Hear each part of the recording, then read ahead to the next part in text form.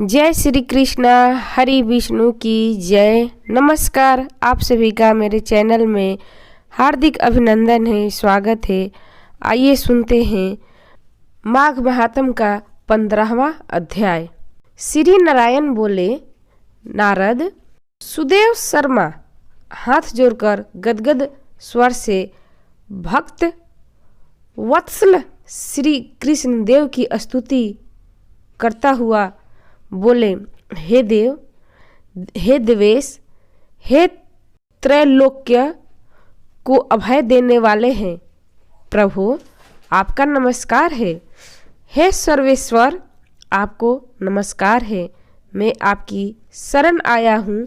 हे परमेश्वर, हे शरणागतवत्सल, मेरी रक्षा करो। हे जगत के समस्त प्राणियों से नमस्कार किए जाने वाले हैं। हे शरण में आए हुए लोग के भय का नाश करने वाले, आपको नमस्कार है।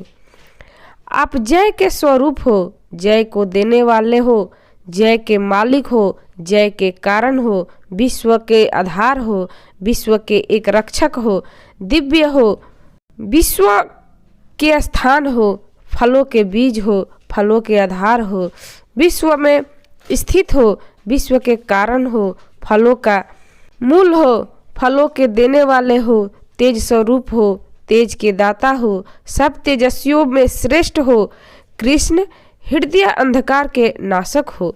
हे विष्णु व्यापक हो, वासुदेव देवताओं के वास स्थान अथवा वासुदेव के पुत्र हो, दीन वत्सल हो, ऐसे आपको मैं नमस्कार करता हूँ। हे जगत प्रभु, आपकी स्तुति करने में ब्रह्मा आदि देवता भी समर्थ नहीं है। हे जनता जनार्दन, मैं तो अल्प बुद्धि वाला मंद मनुष्य हूँ कि किस तरह स्तुति करने में असमर्थ हो सकता हूँ। अत्यंत दुखी दीन अपने भक्त की आप कैसे उपेक्षा त्याग करते हो। हे प्रभु, क्या आज संसार में वह आपकी लोक बंधुता नष्ट हो गई है। वाल्मीकि ऋषि बोले, सुदेव शर्मा ब्राह्मण इस प्रकार विष्णु भगवान की स्तुति कर हरि के सामने खड़ा हो गया। हरि भगवान उसके वचन सुनकर मेघ के समान गंभीर वचन से बोले। श्री हरि बोले, हे वत्स, तुमने जो तप किया वह बहुत अच्छी तरह से किया। हे महाप्राज्ञ, है तपोधन, क्या चाहते हो सो मुझसे कहो। तुम्हारे तप से प्रसन्न मैं उस वर को तुम्हारे लिए दूंगा, क्योंकि आज से पहले ऐसा बड़ा भारी कर्म किसी ने भी नहीं किया है। सुदेव शर्मा बोले, हे नाथ, हे दीनबंधु, हे दयानिधे, यदि आप प्रसन्न है तो विष्णु, हे महापुराण पुरुषोत्तम, कृपया कर आप मेरे लिए सत्पुत्र दीजिए।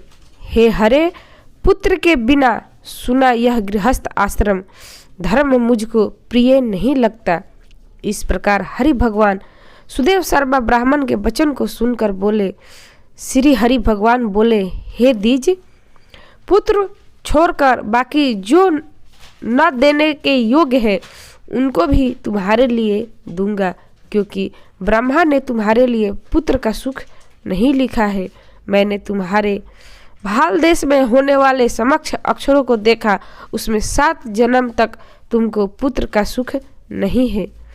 इस प्रकार व्रज प्रहार के समान निष्ठुर हरि भगवान के वचन को सुनकर जड़ के कट जाने से वृक्ष के समान वह सुदेव शर्मा ब्राह्मण पृथ्वी तल पर गिर गया। पति को गिरे हुए देखकर गौतमी स्त्री अत्यंत दुखित हुई और पुत्र की अभिलाषा से वंचित अपने स्वामी को देखती हुई रुदन करने लगी। कुछ समय बाद धैर्य का आश्रय लेकर गौतमी स्त्री गिरे हुए पति से बोली।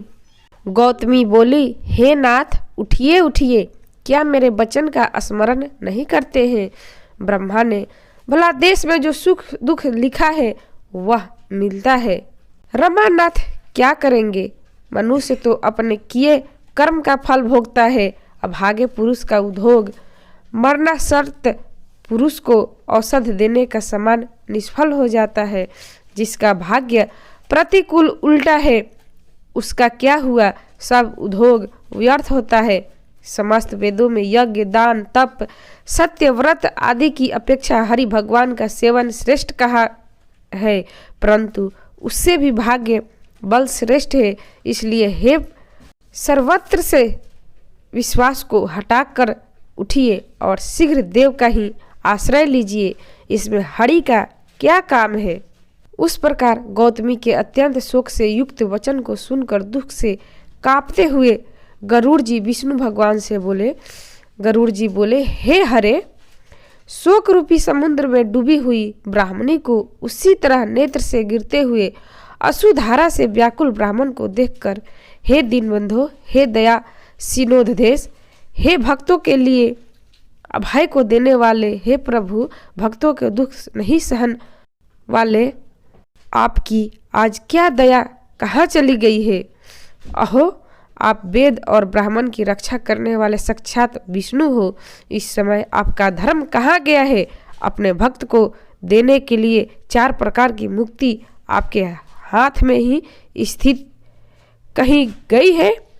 अहो, फिर वे भी आपके भक्त उत्तम भक्ति को छोड़कर चतुर्विध मुक्ति की इच्छा नहीं करते हैं और उनके सामने 8 सिद्धियां दासी के समान स्थित रहती है।